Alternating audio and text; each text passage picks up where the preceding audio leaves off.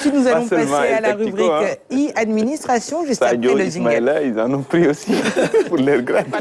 Alors, sans transition, Assassine, tu nous parles aujourd'hui de... Alors, je vais vous amener à l'université Cheikh Anta Diop de Dakar. Qui était déjà, j'imagine. Non. Jamais.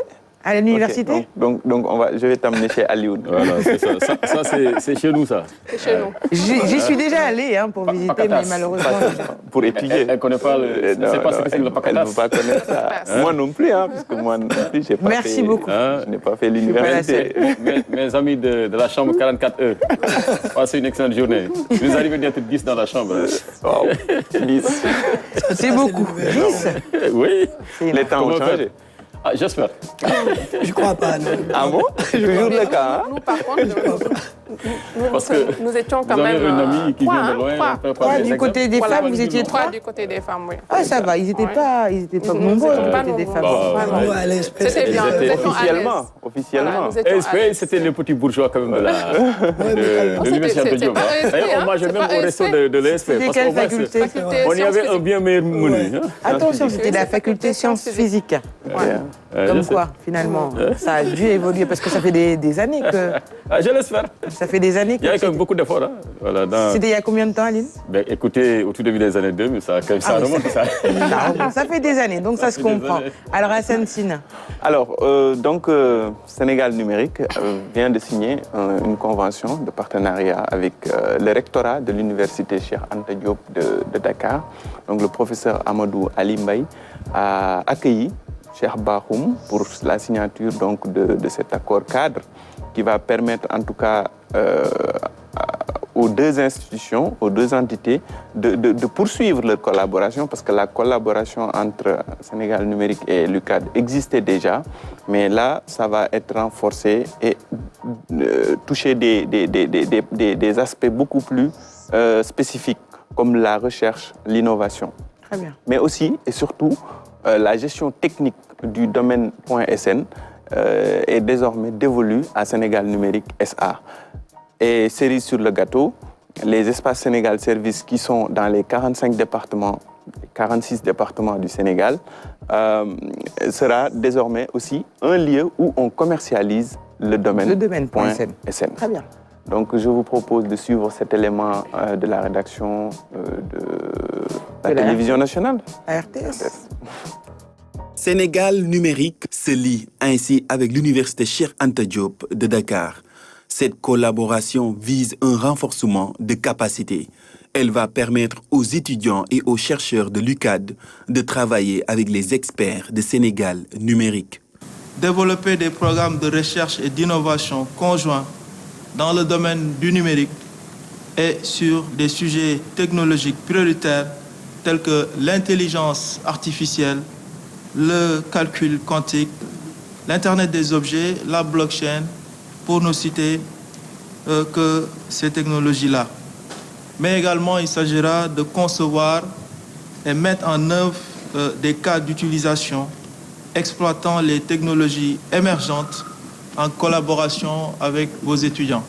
La Convention prévoit également des formations conjointes, des échanges d'expériences, des concours d'innovation et des projets de recherche collaboratifs. L'objectif est de favoriser la création d'entreprises technologiques locales et de promouvoir l'entrepreneuriat numérique.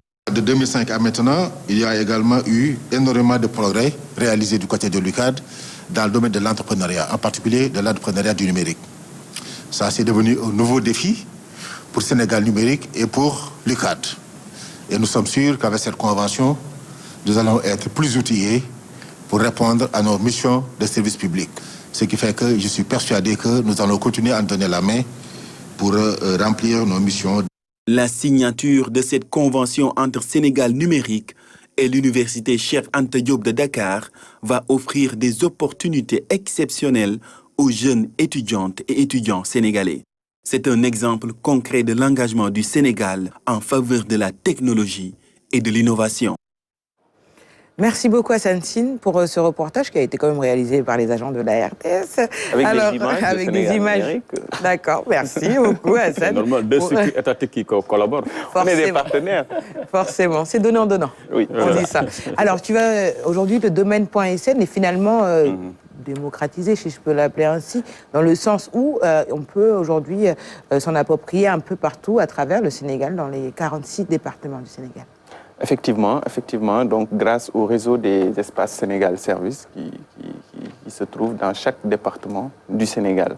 Et au-delà de cela, la collaboration sur le domaine.sn et son sous-domaine gouv.sn, qui est d'ailleurs géré depuis les débuts par Sénégal Numérique SA, qui le fournit donc aux administrations et aux structures de l'État, dont la RTS. Donc, c'était en fait pour relancer donc ce partenariat qui lie ces deux structures et qui permet en tout cas de donner une nouvelle impulsion au domaine.sn, qui, je le rappelle, et c'est toujours l'occasion de le rappeler, est le domaine national qui permet en tout cas de montrer une certaine souveraineté,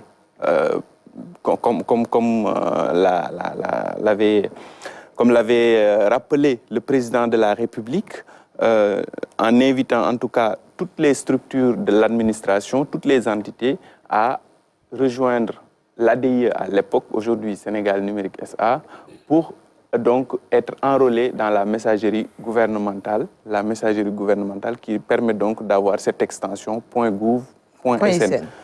Un ministre, une autorité qui envoie un mail officiel avec à la fin @yahoo.fr, gmail.com et tout cela, ça ne fait pas sérieux du tout. Ça ne fait pas professionnel. Et ça vous décrédibilise d'avance. Donc, utiliser le domaine national et avoir une extension professionnelle, c'est un atout. C'est un atout et c'est Sénégal Numérique donc, qui gère cela. Et donc, toutes les administrations sont encore invitées à venir se faire enrôler dans la messagerie gouvernementale du Sénégal. Est-ce qu'aujourd'hui, au-delà de ces messageries gouvernementales aujourd'hui du Sénégal, des particuliers qui peuvent aujourd'hui créer des entreprises peuvent acheter un domaine au niveau de, justement, Sénégal Numérique? Est-ce que c'est aussi accessible à tout le monde? C'est accessible. Le domaine.sn est accessible.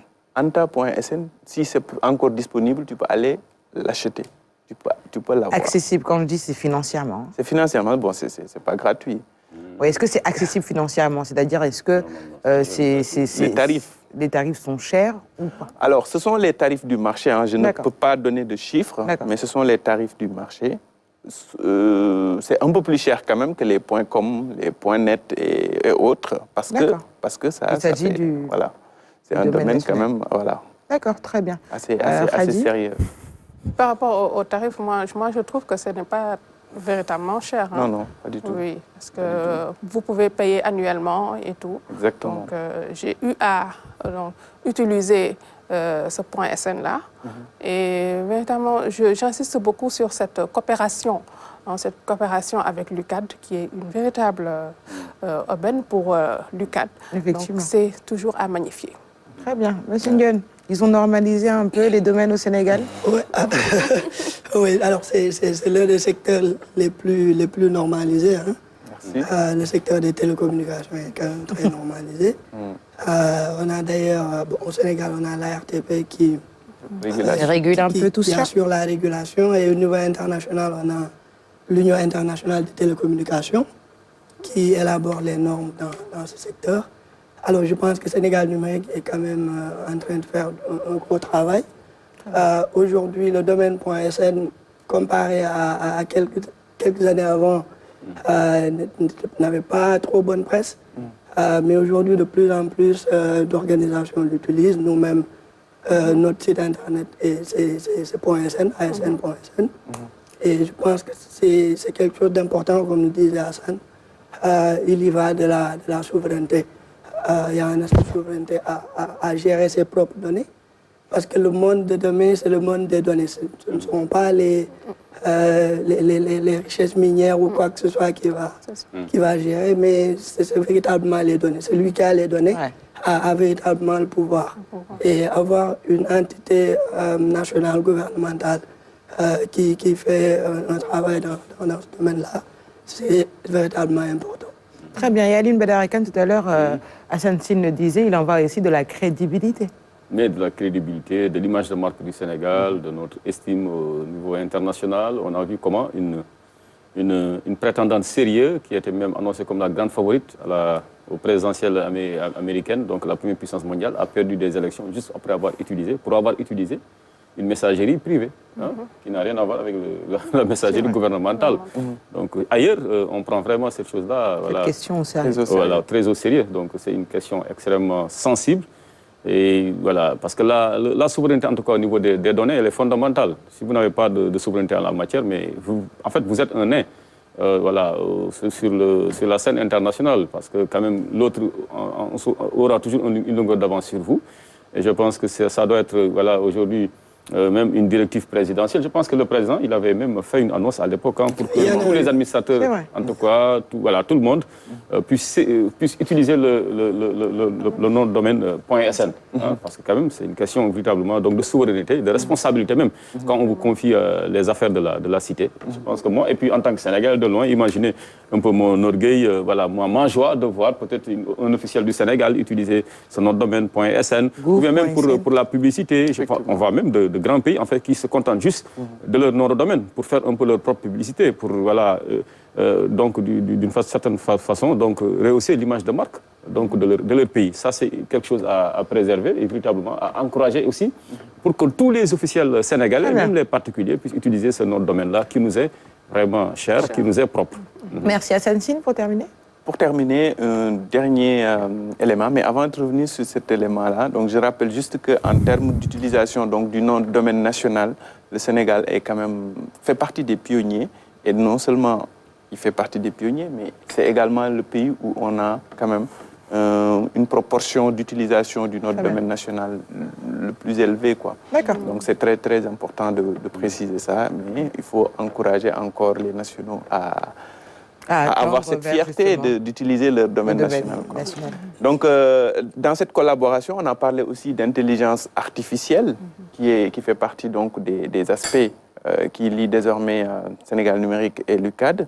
Intelligence artificielle, c'était également un des sujets lors d'une visite de la fondation Bill